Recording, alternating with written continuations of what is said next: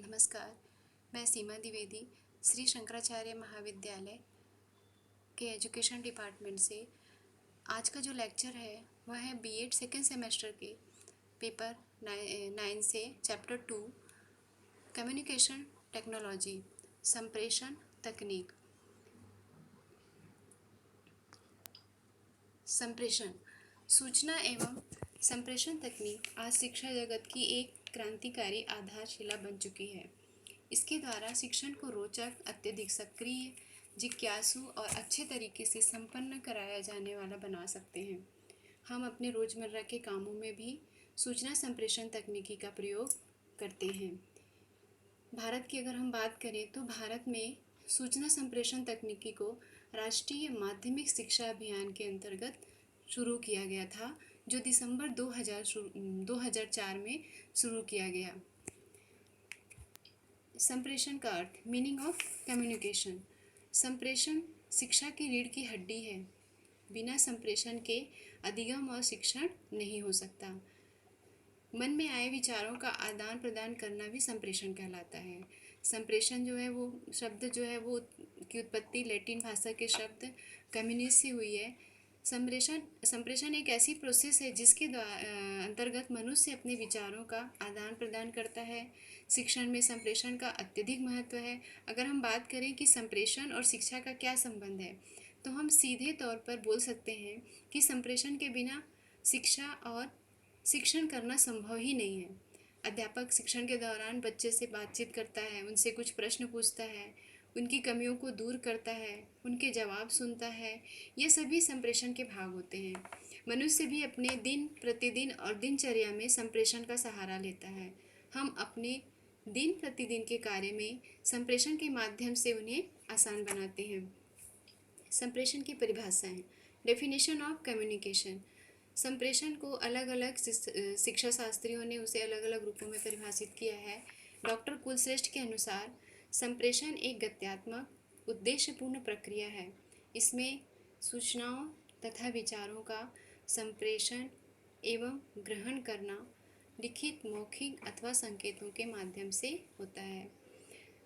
उनके अनुसार संप्रेषण एक निरंतर चलने वाली प्रक्रिया है। गत्यात्मक मतलब निरंतर चलने वाली प्रक्रिया और एक उद्देश्यपूर्ण है प्रक्रिया होती है। संप्रेषण जब संप्रेषण होता है तो उसमें एक उद्देश्य होता है, तो वह उद्देश्यपूर्ण प्रक्रिया है। इसमें संप्रेषण में सूचनाओं तथा विचारों का संप्रेषण एवं ग्रहण करना, और वो जो संप्रेषण होता है वह लिखित भी हो सकता है, मौखिक अथवा संकेतों के माध्यम से भी हो सकता है। लुइस ए एलन के अनुसार संप्रेषण की परिभाषा। संप्रेषण अर्थों का एक पूल है जिसमें कहने, सुनने तथा समझने की व्यवस्थित तथा सतत प्रक्रिया रहती है। जिस्ट ने भी संप्रेषण को परिभाषित करते हुए कहा है कि जब किसी सामाजिक प्रक्रिया के अंतर्गत प्रतीकों के माध्यम से किसी आशय को प्रेषित करने का प्रयास किया जाता है तो उसे संप्रेषण कहते हैं। Process of communication. संप्रेषण की प्रक्रिया। संप्रेषण की प्रक्रिया में जो सबसे पहला आता है वो होता है स्रोत या सेंडर। संचार प्रक्रिया वह है जो संदेश देने वाला स्रोत एवं संदेश जो प्राप्त करने वाला होता है वो संदेश ग्रहणकर्ता के बीच निरंतर चलती रहती है। स्रोत एवं संदेश ग्रहणकर्ता की संप्रेषण में महत्वपूर्ण भूमिका होती है। यदि संप्रेषण की प्रक्रिया हो रही है तो उसमें सबसे पहला होता है वो स्रोत, सेंडर होता है, और दूसरा होता है उसे ग्रहण करने वाला जो रिसीवर होता है। तो ये जो दोनों होते हैं, इन दोनों की ही संप्रेषण में महत्वपूर्ण भूमिका होती है। तो सबसे पहला स्रोत है। स्रोत वह व्यक्ति होता है जो संप्रेषण प्रक्रिया को आरंभ करता है। वह विचारों तथा भावों के आदान प्रदान करने की पहल करता है, तो इसे हम संप्रेषण कर्ता भी कह सकते हैं, क्योंकि वो अपने विचार और भावों को एक जगह से वह दूसरे जगह भेजने का काम करता है, तो वो सेंडर ही होता है। संदेश जो विचार या सूचना सामने वाले को देना चाहते हैं यह संदेश कहलाता है। जो हमारे अंदर जो विचार हैं या हम सूचना है जो भी है वो हम किसी दूसरे को यदि देना चाहते हैं तो वो संदेश कहलाता है। जो भी हम अपना विचार बताना है या हमें जो सूचना देनी है, तो ये जो सूचना या विचार होता है ये ही संदेश कहलाता है। दूसरे शब्दों में संदेश सूचनाओं का संग्रहण होता है।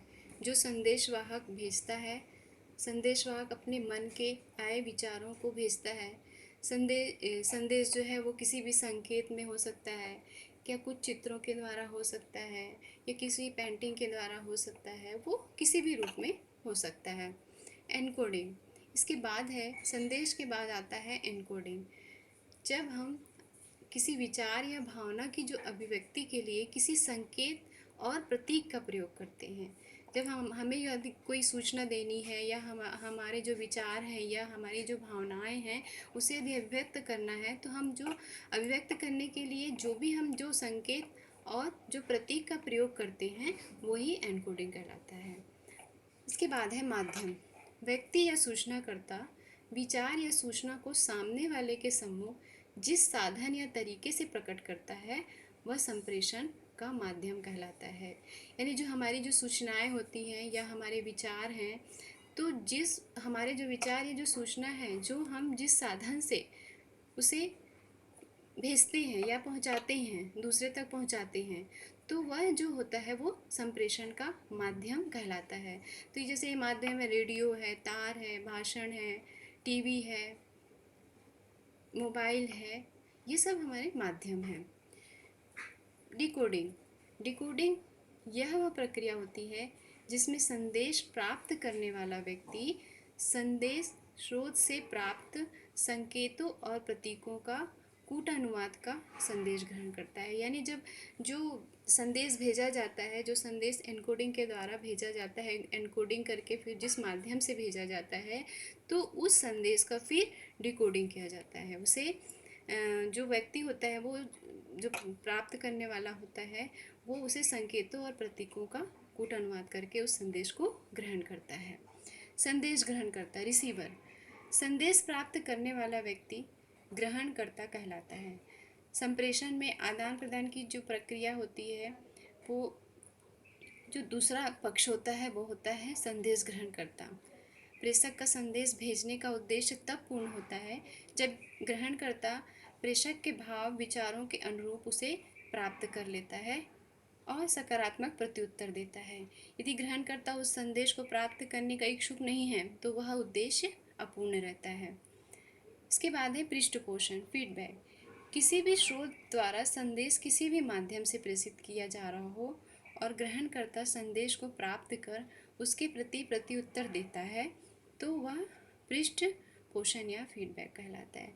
यानी जब स्रोत जो है, सेंडर जो है, जो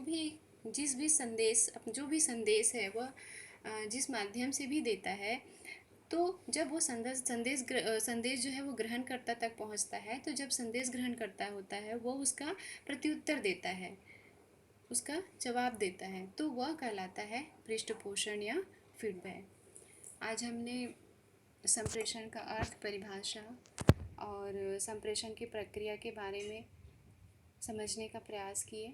अगले वीडियो में हम संप्रेषण के सिद्धांत, प्रकार का अध्ययन करेंगे। धन्यवाद।